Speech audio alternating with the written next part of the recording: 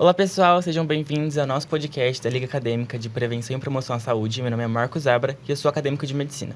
E hoje a gente vai ter o tema Medicina, Prevenção de Lesões e Movimento.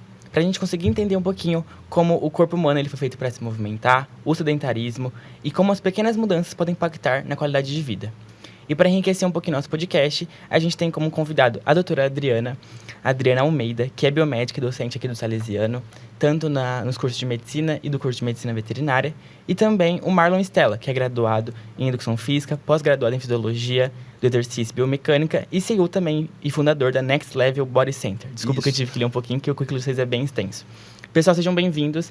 E também, como ajudando a gente aqui no podcast, também tem os acadêmicos Léo Kimura e também Vinícius Reis. Gente, para a gente começar um pouquinho, a gente precisa entender, então, a dimensão do problema do sedentarismo e a obesidade, elas causam na população. A gente entende que o sedentarismo está diretamente ligado às doenças crônicas, as mais conhecidas que a gente vê na OBS, hipertensão, diabetes, e a obesidade também é uma doença crônica também. E em relação aos números, a gente consegue perceber que o movimento em medicina está ligado também à saúde e à longevidade do paciente também, né? Não só do paciente, mas também a nossa.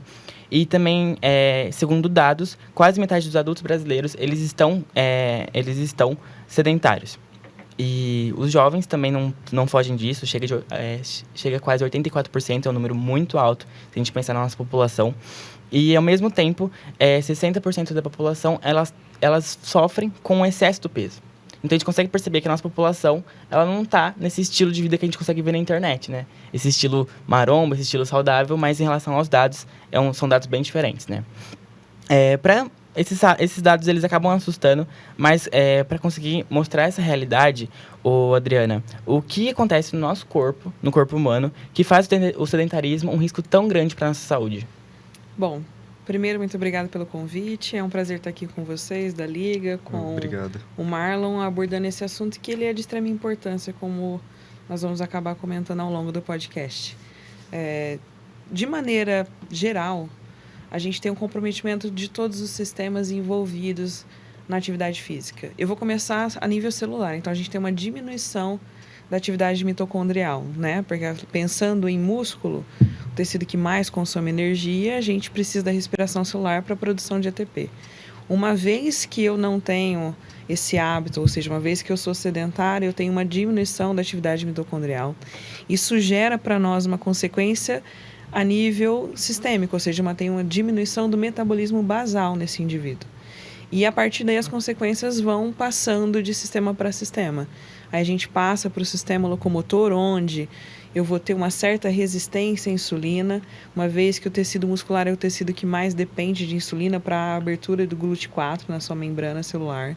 Então, os miócitos ficam prejudicados por conta disso. Então, resistência à insulina, menor expressão de GLUT4, consequentemente, risco de hiperglicemia, podendo desencadear um diabetes mellitus do tipo 2, que é uma doença crônica. Se a gente pensa a nível do tecido adiposo, a gente tem um aumento do tecido adiposo, aumento de gordura visceral. Esse aumento de gordura visceral, ele libera para nós citocinas pró-inflamatórias, que vão gerar um quadro inflamatório sistêmico. Ele é um quadro inflamatório de baixo grau, mas ele é sistêmico e ele está ali de forma contínua, né? Todo quadro inflamatório gera lesão tecidual e por aí vai. Esse quadro inflamatório, ele é o fator de risco para várias doenças crônicas, desde diabetes, a hipertensão, a risco cardiovascular, de aterosclerose. Então, a gente tem um tecido adiposo muito envolvido nisso também. Não só para aí, mas a gente também tem o comprometimento do próprio sistema locomotor. Então, músculos e ossos ficam comprometidos com a falta de atividade física. Então, eu tenho perda de massa magra, eu tenho perda de massa óssea. Isso pode gerar sarcopenia, osteopenia. Então, a gente tem, assim, maiores riscos de lesões, que a gente vai acabar comentando melhor, de dores ao longo da vida, né? Então, uma coisa que quem é sedentário não é sedentário por um dia, quem é sedentário tem um hábito de ser sedentário, então já passa por isso por dias, por meses e até mesmo anos de sedentarismo. Então, é uma coisa que progressivamente a gente vai lesionando e a gente vai prejudicando todos esses sistemas. a gente consegue ver também como, não só de forma fisiológica, mas também de forma social também, como influencia, né, a doença crônica também no sistema de saúde, né? Como tratar um paciente de forma... Se o paciente chega e está com uma pré-diabetes, como o tratamento desse paciente é diferente do que tratar um paciente crônico, que às vezes vai ter uma amputação, vai ter que sofrer depois de cirurgia, ou às vezes ter que perder mais de um membro depois também, né? Sim. O problema é que quando a pessoa sedentária ela decide mudar sozinha, sem o preparo, né? Surgem, no caso, as dores, né? Lesões, que seriam as tendinite, lombalgia, entorses, né? E aí que entra a importância da equipe multidisciplinar, médico, nutricionista, educador físico, né? E, claro, o olhar da fisiologia, que explica como o corpo responde ao movimento e como prevenir o desgaste. Então, dentro dessa lógica, Marlon, o sedentarismo faz com que os músculos... o que o sedentarismo, na verdade, faz com os músculos e articulações que aumenta tanto o risco de lesões? Bom, primeiramente gostaria de agradecer a participação aí de vocês e o convite, tá? Primeiramente, a gente precisa, nesse contexto que você levantou agora, né, essa pergunta que você fez, a gente precisa entender realmente o que é lesão e o que é dor, né? São coisas distintas, né? Quando você se relaciona uma lombalgia, por exemplo, que foi o que você comentou aqui agora, isso está muito mais relacionado ao estado sedentário, claro, mas a uma musculatura cada vez mais pertinente, cada vez mais contrátil. Isso a gente chama de musculatura tônica, né?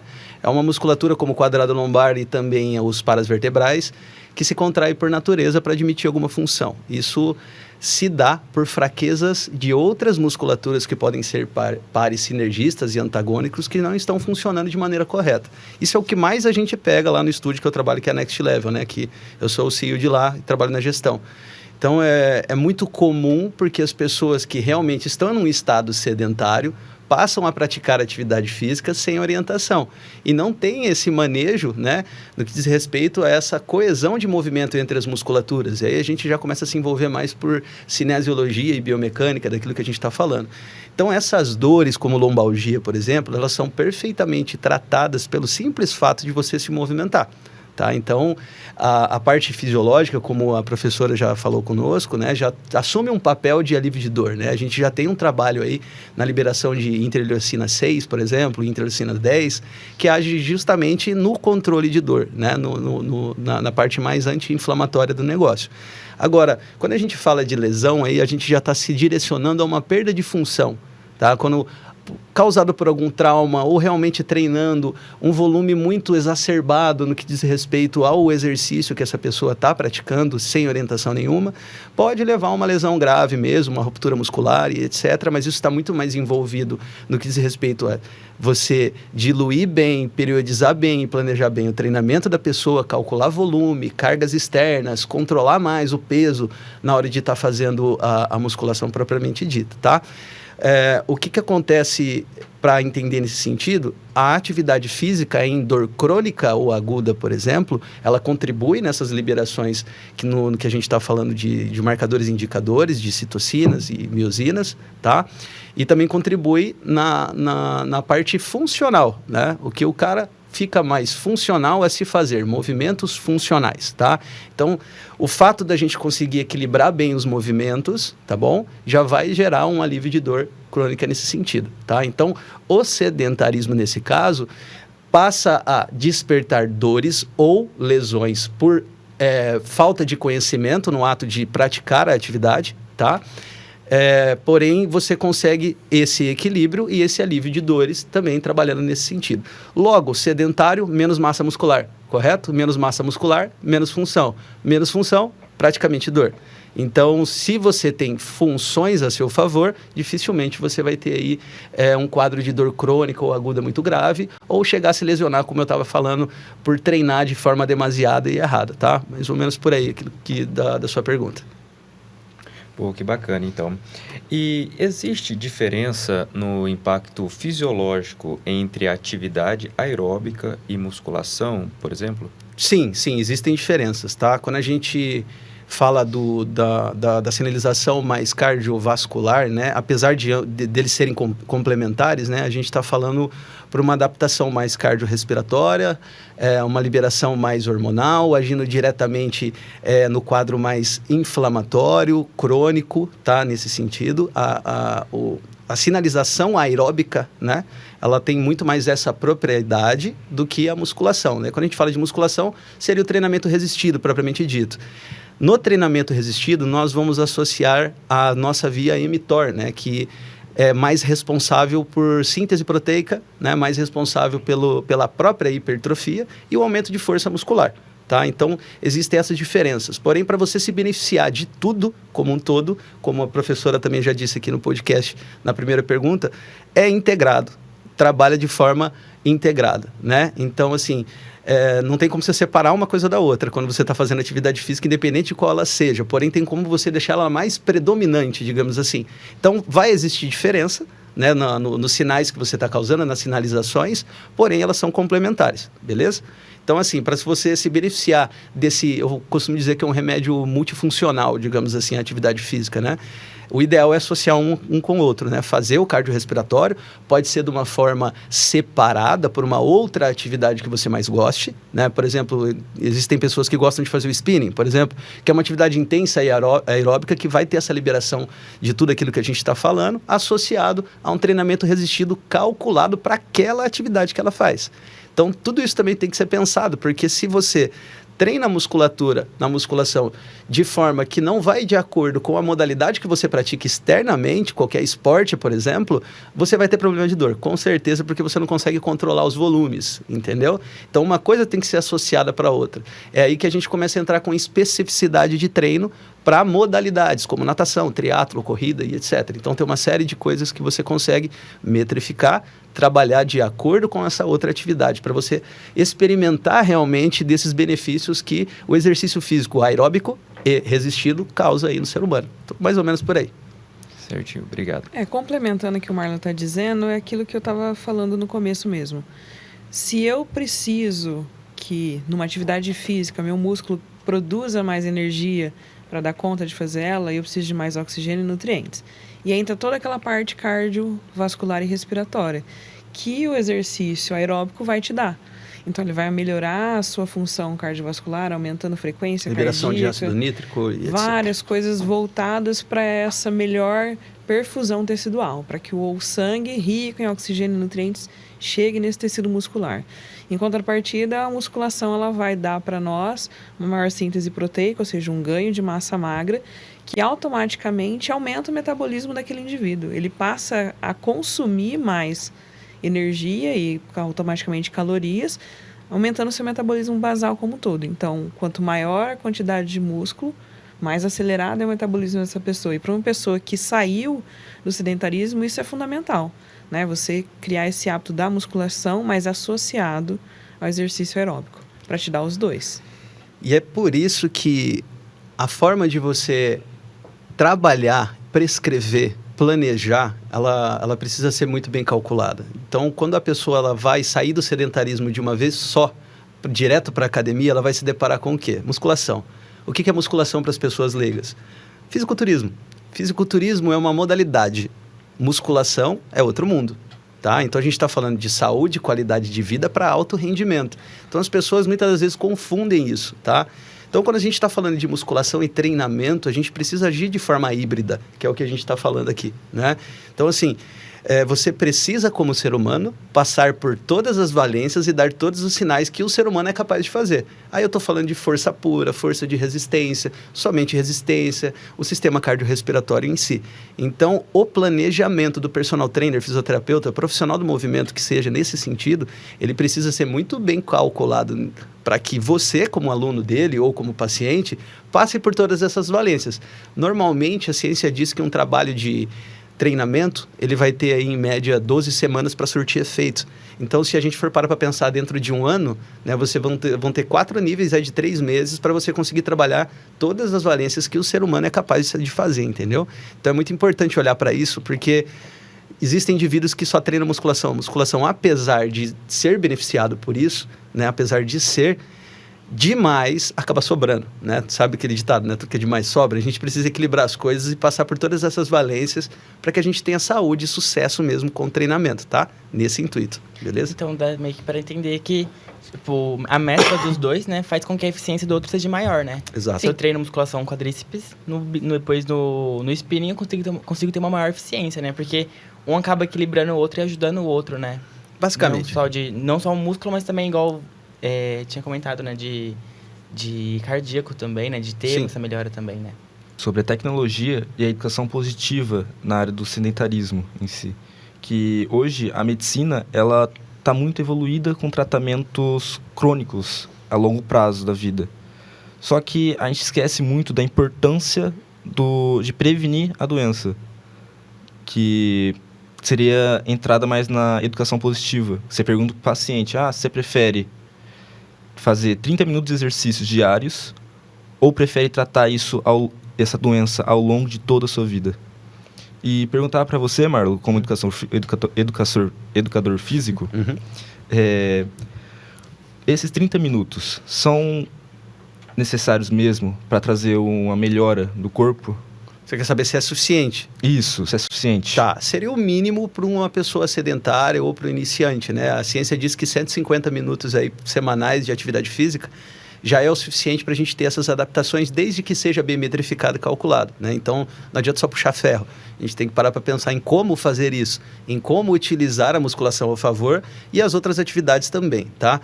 Então, sim, a gente consegue todos os benefícios fisiológicos, no qual a professora mencionou muito bem aqui no começo, tá? Consegue, sim, dentro de 30 minutos ou 150 minutos semanais, tá?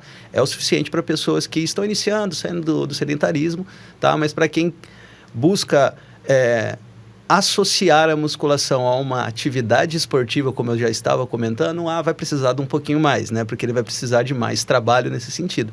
Mas, no geral, para um sedentário, é mais que o suficiente. Funciona assim. E quais são essas adaptações que vocês comentaram um pouco antes sobre essa prevenção desse exercício físico? O que ela traz, essa adaptação positiva para o corpo?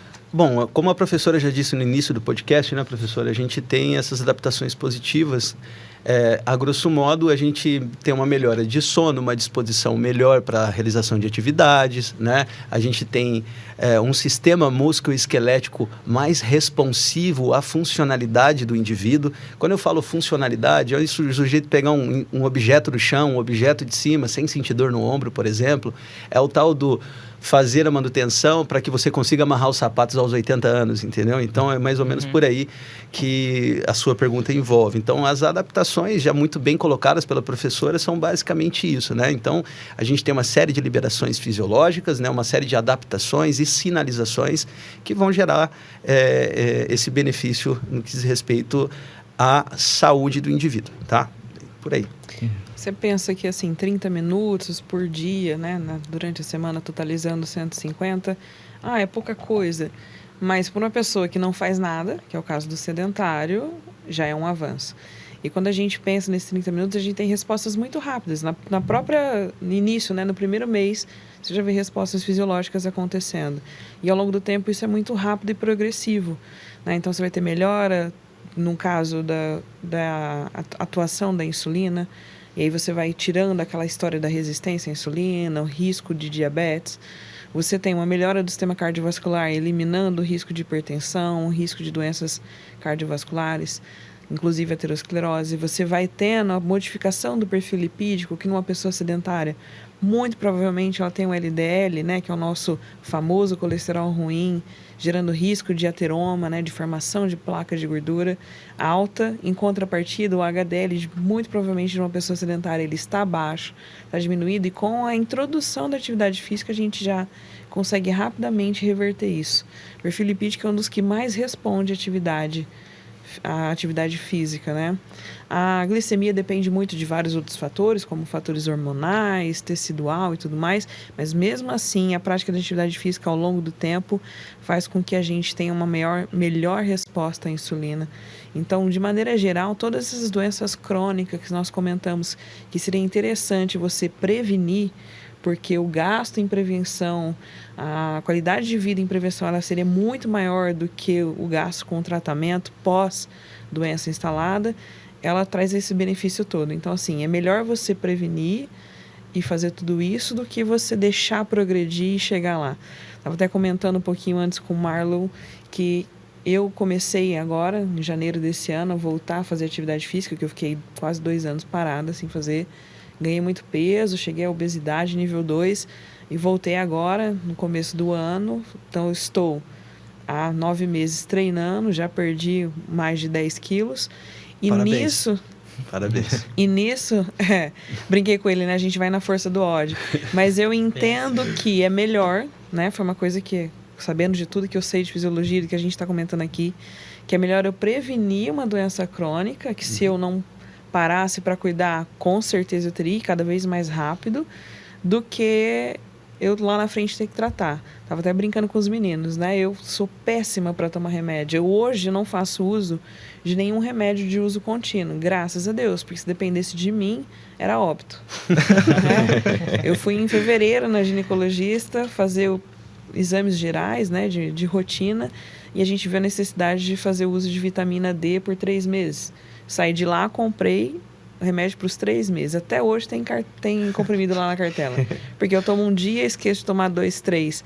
Então, sabendo que eu não cuidaria direito, eu resolvi evitar, ou pelo menos retardar o surgimento de uma doença crônica. Risco de diabetes, hipertensão. Então, hoje ainda não tenho, graças a Deus. E aí, introduzindo essa rotina de atividade física constante, de talvez uma reeducação alimentar, porque isso para mim ainda é muito difícil, mas fazendo isso aos poucos, com cuidado, é melhor. Então, no geral, você ter 30 minutos, para quem não tinha nada, é muita coisa. E entrando na medicação, a gente vê a diferença, né? Porque às vezes quando a gente vai falar para um paciente que 30 minutos é um suficiente para quem não tem nada, mas a maioria tem essa dificuldade de falar que não tem tempo, e realmente muitos pacientes não têm tempo para fazer exercício, mas é melhor você procurar um tempo agora do que você procurar um tempo lá na frente para procurar um tratamento, às vezes, para depois estar no hospital. Você vai gastar muito mais dinheiro lá do que agora. Dinheiro e tempo, né? Você está perdendo tempo de vida, que é o pior de tudo. Uma coisa interessante e curiosa a se falar no que diz respeito a doenças neurodegenerativas, como Alzheimer, por exemplo, né? Também está muito envolvida nisso, na liberação do BDNF, é isso, né, professora? BDNF. Ixi, agora você me pegou. Tá juntos ali com a interleucina 6 e Sim. interleucina 10, que, cara, eles fazem uma manutenção muito legal na memória, né, nesse respeito, e aí praticamente anula o risco de Alzheimer. O mesmo vale para demência. E olha que interessante, eles conseguiram comprovar, né, em estudos e em meta-análises, que a perda de massa muscular em membros inferiores gera muito mais relação no Alzheimer e na demência, beleza? Para membros inferiores do que no restante do corpo. Então, assim, o indivíduo que propriamente possa desenvolver um Alzheimer é o cara que não treina a perna, tá? Que acontece muito na academia. Então, existe uma relação, uma associação com isso, existem estudos que já comprovam isso, né? Parece que realmente tem uma relação direta com perda de massa muscular em membros inferiores. Olha que interessante isso aí. É algo que muita gente não sabe e até tem essas brincadeirinhas, né? Ah, eu treino peito na segunda, na terça, na quarta, na quinta, na sexta. Isso acontece muito em academias, a gente vê muito por isso aí, justamente por essa propagação do mundo fitness, né? O que é bem diferente do que é usar a musculação para a saúde, né? No que diz respeito ao que a gente vê aí na internet, né? Então é só mais uma curiosidade para que vocês entendam que é curioso, é legal de saber isso e o poder que 30 minutos de atividade pode trazer benefício no futuro para vocês que são mais novos, mais jovens agora, lá na frente, entendeu? Então comece a pensar direito, muito legal o que vocês estão fazendo aqui hoje, tá? Já elogiando. Tomara que a gente consiga atingir mais pessoas assim com esse podcast, para que eles, né, se conscientizem assim como a professora está correndo atrás agora. E outra coisa que é interessante falar, já que o Marlon comentou sobre isso, é que a gente está falando muito dos benefícios de evitar uma doença crônica lá no futuro. Mas você começar uma atividade física te traz benefícios no hoje. De fato. Né? Então, você não tem só uma melhora do sistema cardiorrespiratório, um ganho de massa, como a gente está comentando até então. Mas você também tem uma melhora do sono, como o Marlon comentou. A gente também tem liberação de neurotransmissores que vão trazer bem-estar. Nisso você evita doenças psicológicas como depressão, ansiedade, que infelizmente, né, são epidemias, né? A gente tem vivido isso. Então, você consegue gerar no hoje qualidade de vida, né? E eu vejo isso muito no que aconteceu comigo, né? Saí de quadros de lesões, de dores crônicas, e hoje eu treino tranquilamente, trabalho tranquilamente, sem dor, sem nada, né? Coisa de 8 meses de treino. Então, a gente tem... É difícil, pelo menos para mim foi muito difícil, está sendo difícil, mas eu encaro hoje como uma responsabilidade. Então, eu prefiro entender que isso é como, estava comentando lá fora, como trabalhar, como escovar o dente, porque é necessário ser feito diariamente, mas que faz parte do meu dia a dia. Então, eu já entendi que hoje é pela minha saúde. Tá? Então, eu estou colhendo benefícios no hoje e pretendo colher os benefícios de evitar ou retardar uma doença crônica lá na frente. É porque aí quando se torna um estilo de vida, né, de realmente virar um hábito, né, vira muito mais do que um, igual você falou, de, eu odeio fazer musculação, mas realmente é uma coisa necessária. E a gente vê como a cultura do sedentarismo, ela acaba atingindo, né?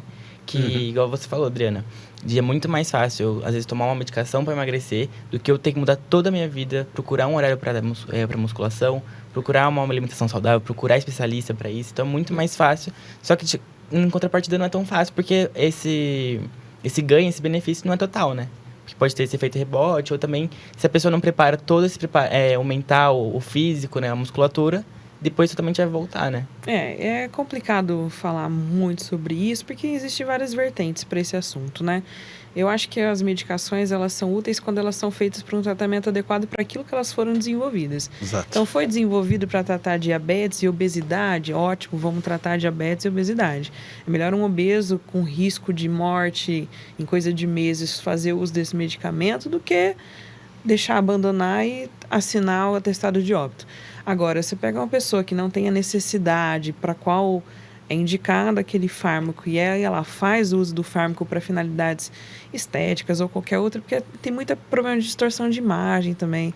E a gente vai mexendo em muita coisa. Aí envolve psicológico. Isso, aí você vai acabar entrando aí a gente vai entrando em muita coisa. Exatamente, que aí a gente já tem que estar falando da psiquiatria e do é do social, próprio psicólogo, né? É cultural, é psicológico. É multifatorial em todos os sentidos, né? Mas assim, não sou contra, porque para quando ele é necessário, ótimo. E é melhor fazer uso dele do que correr riscos maiores. Mas quando é possível evitar, mesmo que o caminho seja mais difícil, é recomendado o basicão que todo mundo sabe, né? Atividade física, reeducação alimentar e tudo mais. É que o problema, assim, isso na minha experiência, né? Como profissional, a gente encara as pessoas nos encaram, melhor dizendo, como uma facilidade. Vamos pensar assim, as pessoas, elas nunca querem passar pelo processo. Elas querem o final do processo. Sim. Né? Então, até as pessoas entenderem isso é muito natural do ser humano. Até as pessoas entenderem isso é bem complexo. Então, o nosso desafio como preparador físico, por exemplo, que é a minha profissão, né? Isso lá na minha empresa também, é realmente o convencimento. É você conseguir trazer essa pessoa para você para que ela realmente consiga fazer, tá? Então, assim, algumas orientações são dadas nesse sentido, porque é muito comum a pessoa que está motivada, né? Cansei de ser gordo, vamos pôr assim, tô cansado de estar gordinho, acima do peso. Então, eu decidi hoje que na segunda-feira eu vou começar. Então, o cara já começa a procurar médico, nutricionista, preparador físico, academia e etc. O que a gente recomenda realmente é que o que é mais importante é a sinalização. Correto? Então, aprenda a treinar primeiro, se habitue com isso, para depois você começar a mexer na sua alimentação, em algum medicamento que você queira tá trazendo para te dar como benefício. Pensar de uma forma um pouquinho mais pacienciosa, digamos assim, sabe? Sem querer abraçar o mundo, porque não é assim que funciona. O ser humano, ele evolui aos poucos, tá? Em se tratando de tecido adiposo, acúmulo de gordura, a gente sabe que a gente foi feito para acumular isso. Né? O ser humano, ele trabalha para realmente segurar a gordura. Afinal, é a nossa energia. É assim que a gente se mantém vivo, tá? Então, é muito difícil para o indivíduo que já tem propensão a ser obeso, por exemplo, atingir o sucesso num curto espaço de tempo. Né? Então, ele tem que ter mais paciência e conseguir fazer o trabalho de forma tranquila, metrificada e aos poucos. Para encerrar o assunto, o que vocês diriam para convencer alguém sedentário hoje a começar de forma simples? Eu acho que todo movimento importa, né? Uma pessoa que é sedentária, começar já é um grande passo. Então, qualquer coisa que você consiga fazer para no seu dia a dia, para nos seus dias você introduzir aqueles famosos 30 minutos de atividade, já conta. A atividade física é movimento, né? Então, às vezes, o próprio dia a dia, né, de você não manter sentado, parado, de você subir uma escada, de você optar por fazer uma caminhada leve, qualquer movimento ele importa. Porque o começo ele realmente é muito difícil, né? Nem todo mundo também vai ter acesso à academia, ao personal, à dieta personalizada, ao nutricionista, porque a gente tem que entender que a nossa realidade também não é a realidade do outro. Então, a gente tem várias realidades. Tem a pessoa que tem condições de tempo, financeiras, de organização, para começar no melhor possível, e tem gente que vai ter que começar no dia a dia mesmo. É subir numa escada, é fazendo caminhada no próprio bairro. Então, realidades diferentes, mas todo movimento importa. Então, assim, para começar, basta isso. Então, entendo a necessidade de ter que fazer, porque eu prefiro lá na frente ter qualidade de vida, e não só lá na frente, mas no hoje, né? Eu diria movimente-se. Resumindo tudo que vocês estão querendo dizer, né, no que diz respeito ao convencimento, comecem do começo e movimente-se. Não importa de que forma, qual modalidade e o que você quer fazer para você. Seria isso. Bom, pessoal, passando para agradecer, então, muito obrigado aos convidados, muito obrigado também aos acadêmicos. E é isso, gente. Obrigado. Obrigada, Obrigado viu? a vocês. Obrigado, Valeu, gente. Até a próxima. Até. Até.